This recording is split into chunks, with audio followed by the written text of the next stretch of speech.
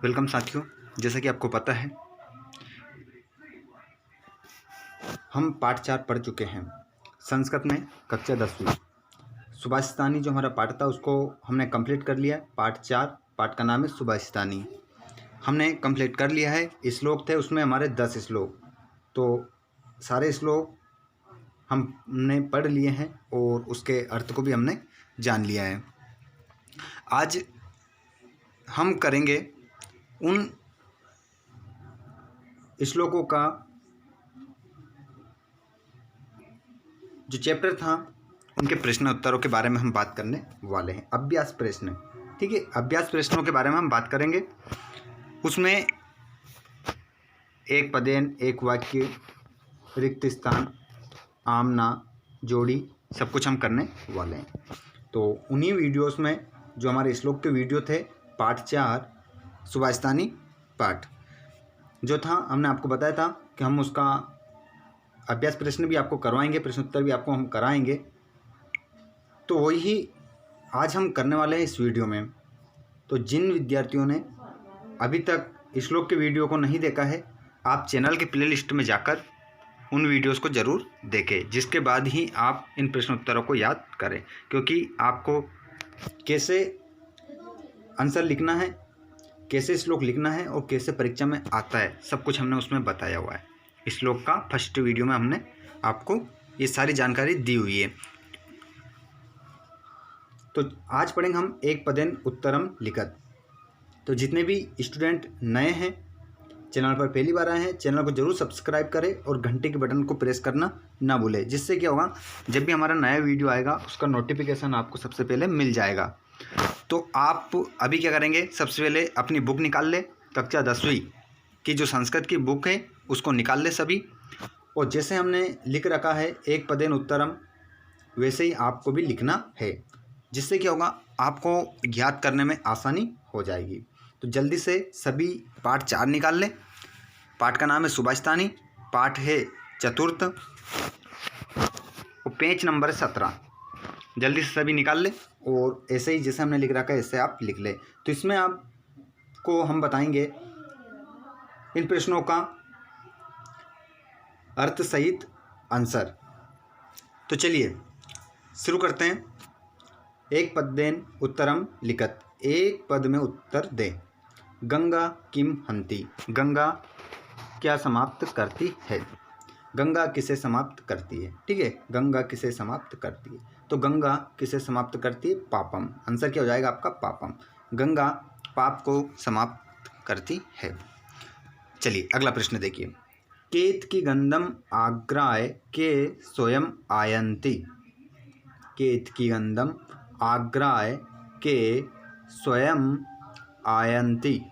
इसका अर्थ है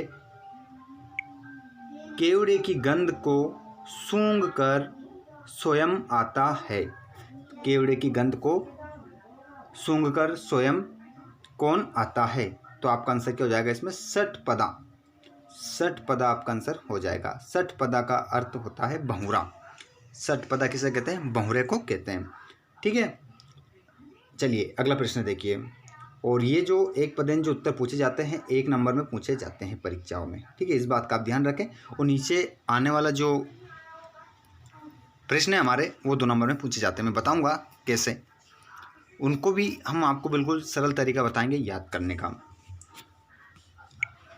अगला प्रश्न है सर्वोत्तम भूषणम किम अस्ति, सर्वोत्तम आभूषण क्या है, सर्वोत्तम भूषणम किम अस्ति, सर्वोत्तम आभूषण क्या है। तो आंसर होगा आपका वागभूषणम। क्या हो जाएगा, वागभूषणम। वागभूषणम का अर्थ होता है हमारी वाणी, हमारी जो आवाज़ होती है वो सबसे अच्छा आभूषण होता है, सर्वोत्तम आभूषण होता है। चलिए अगला प्रश्न देखिए। प्रति रसायनम किम अस्ति, प्रति रसायनम किम अस्ति। तो प्रति रसायनम कौन है, प्रति रसायन कौन है। तो प्रति रसायन जो होता है वो कौन होता है, मित्र होता है, मित्रम। आंसर क्या है आपका, मित्रम। अगला प्रश्न देखिए। सर्वस्व के परीक्षयन्ते, सभी की परीक्षा ली जाती है, सभी की परीक्षा ली जाती है। स्वभाव, किसकी परीक्षा ली जाती है? सभी की जो परीक्षा ली जाती है स्वभाव की परीक्षा ली जाती है। ये हमारे एक पदेन उत्तरम यहाँ से खत्म हो जाते हैं। अब आते हैं हमारे एक वाक्यन उत्तरम लिखत, एक वाक्य में उत्तर दें। अब मैं आपको बताऊंगा यहाँ से 2 नंबर में प्रश्न कैसे पूछा जाता है। जैसा मैं आपको बताऊंगा वैसे ही आप कर लें। और अपनी बुक यदि आपने निकाल रखी है तो पार्ट 4 निकाल रखा है आपने, उसी में लिखना है आपको, उसी के सामने जैसे मैंने लिख रखा है। ये आपकी ही बुक है, उसी का मैंने फ़ोटो खींचकर ये वीडियो बनाया है ताकि आपको याद करने में क्या हो जाए, आसानी हो जाए। देखिए अब ये पूरा प्रश्न है आपका। अब मैं इसमें आपको बहुत ही खास बात बताने जा रहा हूँ, अच्छे से सुनना और देखना। केशाम, यहाँ से आपको क्या हटाना है? केशाम हटाना है।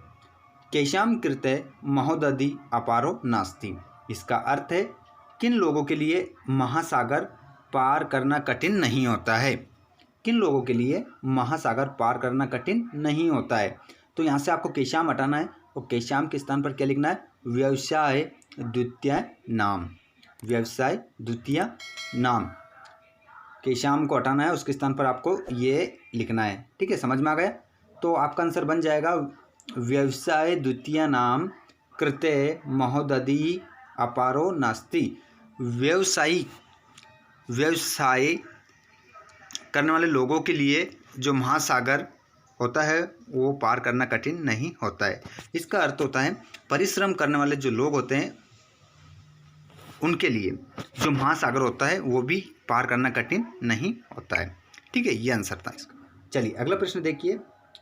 अर्थ है सम आयुक्त अपि का परिभव पदम याति। प्रश्न को अच्छे समझे आप। देखिए अर्थ है सम उपसर्ग है यहाँ पर, सम और आयुक्त अपि, सम आयुक्त अपि का परिभव पदम याति, इस तरह से आपको पढ़ना है।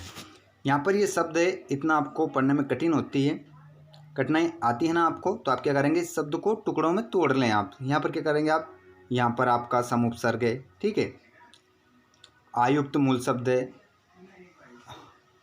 ठीक है, आयुक्त, सम आयुक्त और अपि, ये सब क्या है, संधि के कारण हो जाते हैं। तो यदि आपने हमारे संधि के वीडियो नहीं देखे तो चैनल के प्लेलिस्ट में जाकर आप संधि के वीडियो भी देख सकते हैं, जिससे आपको सब कुछ क्लियर हो जाएगा। ठीक है, तो यहाँ पर हम क्या पढ़ेंगे, अर्थे सम आयुक्त अपि का परिभव पदम याति।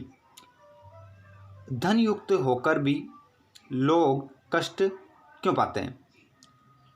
कौन से लोग होते हैं जो धन युक्त होकर भी कष्ट पाते हैं? तो आंसर, आपका आंसर इसमें क्या हो जाएगा, कृपणः। इसमें आंसर क्या आएगा आपका, कृपणः। कृपणः कहाँ लिखेंगे आप, यहाँ पर का के स्थान पर आपको क्या लिखना है, कृपणः लिखना है। तो आपका आंसर बन जाता है। एग्जाम में आपको ऐसे लिखना है, क्या लिखना है, अर्थ है सम आयुक्त अपि कृपणः परिभव पदम याति। इसका अर्थ है धन युक्त होकर भी जो कंजूस लोग होते हैं वो कष्ट पाते हैं। ये आंसर इसका है। चलिए अगला प्रश्न देखिए। संता कानी गणंती, संत किन्हें दूर करते हैं या नष्ट करते हैं? संत किन्हें दूर करते हैं? तो पापम तापम दैन्यम चा, ये आंसर आपका है। तो आपको यहाँ क्या करना है, कानी, देखिए निशान लगा रखा है हमने, हम बार बार नहीं बोलेंगे आपसे, आप समझ जाना। ये आपको पढ़ाने का इजी तरीका है, बिल्कुल सरल तरीका है, जिससे आपका समय भी बचेगा और क्वेश्चन में से आप अच्छे से कर सकते हैं। तो संत कानी गणंती, संत पापम तापम दैन्यम चा गणंती, संत पाप ताप और दीनता को दूर करते हैं या नष्ट करते हैं। ठीक है, या तो आप दूर लिख सकते हैं या नष्ट लिख सकते हैं, दोनों में से एक लिख सकते हैं। चलिए अगला प्रश्न देखिए। अब यहाँ पर आपको कान हटाना है, उसके स्थान पर लिखना है। ठीक है, थोड़ा सा क्वेश्चन को आप समझे, उसके अर्थ को जाने। कान आतिथ्य, कान आतिथ्य का मूर्धनि वर्तते। तो सभी गुणों में कौन सा गुण श्रेष्ठ होता है, सर्वोच्च होता है? तो यहाँ पर क्या लिखेंगे आप, कान के स्थान पर सर्वान गुणान आतिथ्य स्वभावा मूर्धनि वर्तते। सभी गुणों में जो श्रेष्ठ होता है वो कौन सा गुण होता है? स्वभाव गुण जो होता है वो श्रेष्ठ होता है। चलिए लास्ट प्रश्न देखिए, कीदृशो वह्नि है स्वयं उपशाम्यति। अब यहाँ से आपको क्या हटाना है? कीदृशो हटाना है और उसके स्थान पर आपको क्या लिखना है? अत्रणय पतितो। तो ये आंसर आपका पूरा बन जाएगा। तो यहाँ से आपको 2 नंबर मिलेंगे। ऐसा आप करेंगे तो आपको, जैसे कि मैंने आंसर आपको लिखकर बताया है, व्यवसाय द्वितीय नाम अत्रणय पतितो, ऐसे नहीं लिखना है क्योंकि ये प्रश्न आपका कितने नंबर का है? 2 नंबर का है। यदि आप ऐसे करेंगे तो आपका क्या हो जाएगा? फिर आपका एक पदन उत्तर बन जाएगा। तो ऐसा नहीं करना है क्योंकि ये एक वाक्यन उत्तर है। यहाँ से आपको 2 नंबर मिलने वाले होते हैं। एक प्रश्न 2 नंबर का आता है। तो इस बात का आप विशेष ध्यान रखें।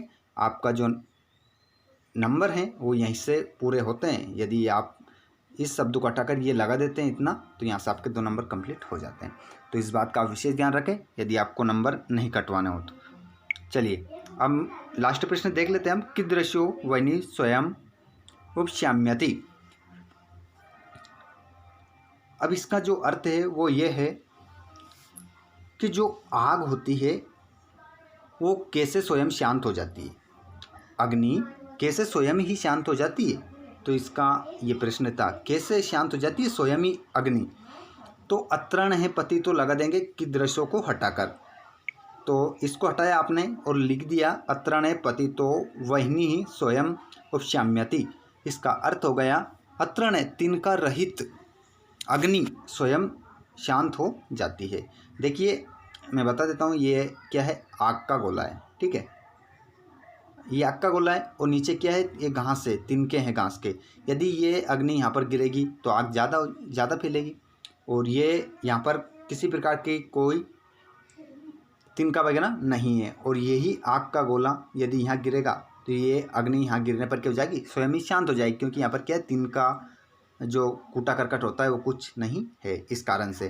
तो इस प्रश्न का जो अर्थ है वो यही है कि कैसी अग्नि स्वयं शांत हो जाती है? तो अत्रण पति तो तिनक रहित अग्नि स्वयं शांत हो जाती है, शांत हो जाती है स्वयं ही। अब मैं आपसे एक बात पूछना चाहूँगा, आपको वीडियो कैसा लगा कमेंट करके अवश्य बताना। यदि चैनल पर आप पहली बार आए हैं तो चैनल को ज़रूर सब्सक्राइब करें और अपने सभी दोस्तों को शेयर करना ना भूलें। साथ ही यदि वीडियो आपको थोड़ा भी पसंद आया हो, थोड़ा भी समझ आया हो, तो वीडियो को लाइक करके कमेंट करके हमें अवश्य बताना कि आपको वीडियो कैसा लगा। मिलते हैं हम अगले वीडियो में इसी से संबंधित। इसके अगले जो प्रश्न हमारे बचे हैं जिसमें हम आमना, जोड़ी, खालिस्तान सब कुछ जानने वाले हैं। तो अगले वीडियो में बहुत जल्द आपसे मुलाकात होने वाली है। Thanks for watching. जय हिंद, जय भारत।